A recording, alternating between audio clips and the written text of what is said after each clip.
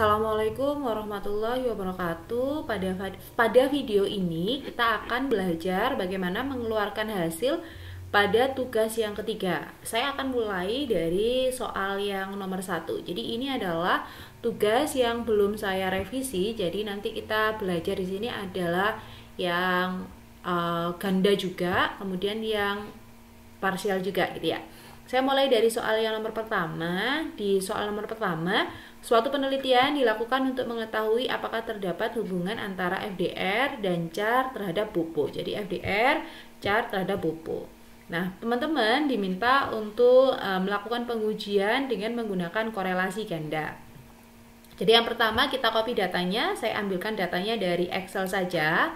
Ada pupo, FDR sama CHAR, saya copy datanya seperti ini.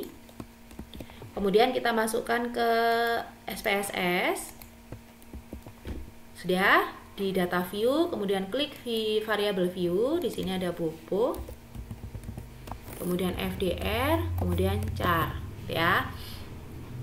Kalau sudah sampai di sini, teman-teman bisa melakukan pengujian korelasi ganda.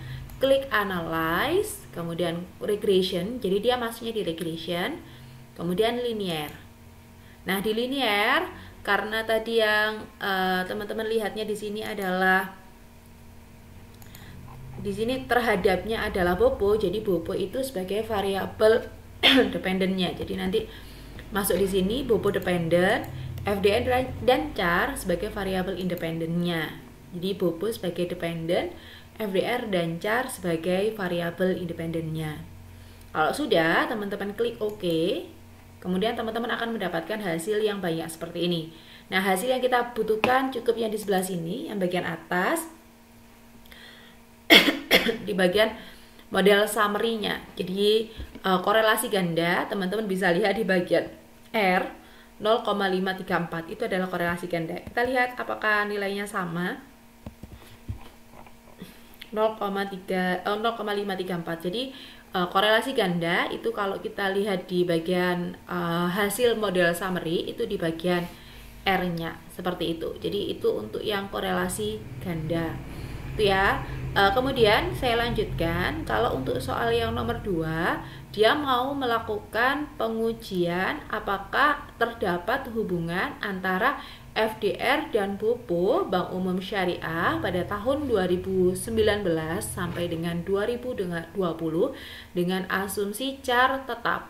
Jadi CHAR-nya tetap. Nah, kemudian datanya diberikan, kemudian teman-teman diminta untuk melakukan pengujian korelasi parsial. Kita coba lakukan korelasi parsialnya. CHAR-nya tetap ya. Kita klik analyze, kemudian correlate parsial. Jadi karena dia parsial, berarti teman-teman pilihnya correlate yang parsial.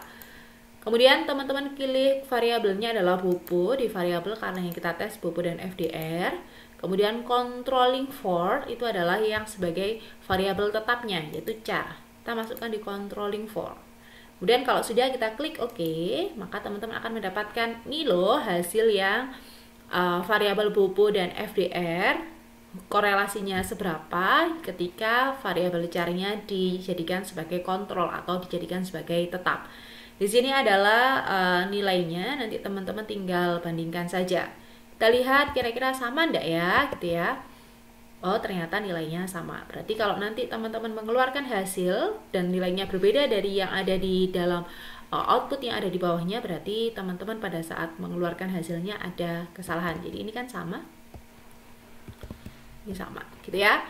Kemudian saya lanjutkan soal yang nomor 3. Jadi dia mau mengetahui ada nggak sih hubungan antara pupo dan FDR.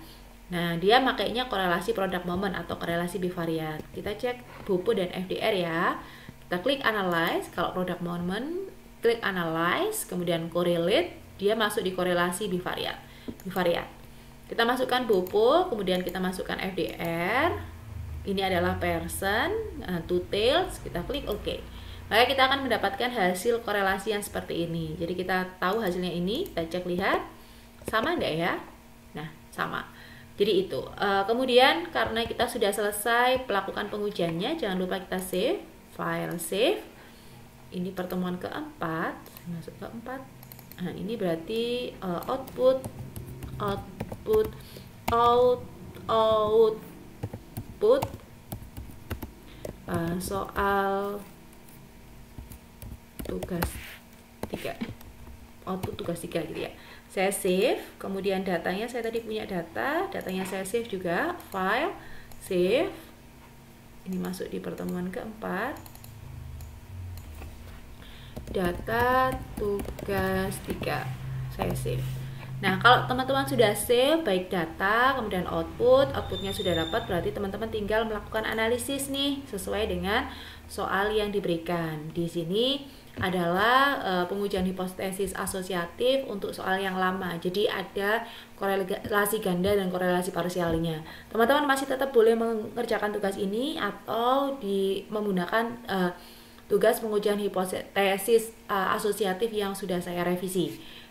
Sekian dulu dari saya, semoga video ini membantu teman-teman untuk bisa melakukan step by step dengan menggunakan SPSS. Saya akhiri, wassalamualaikum warahmatullahi wabarakatuh.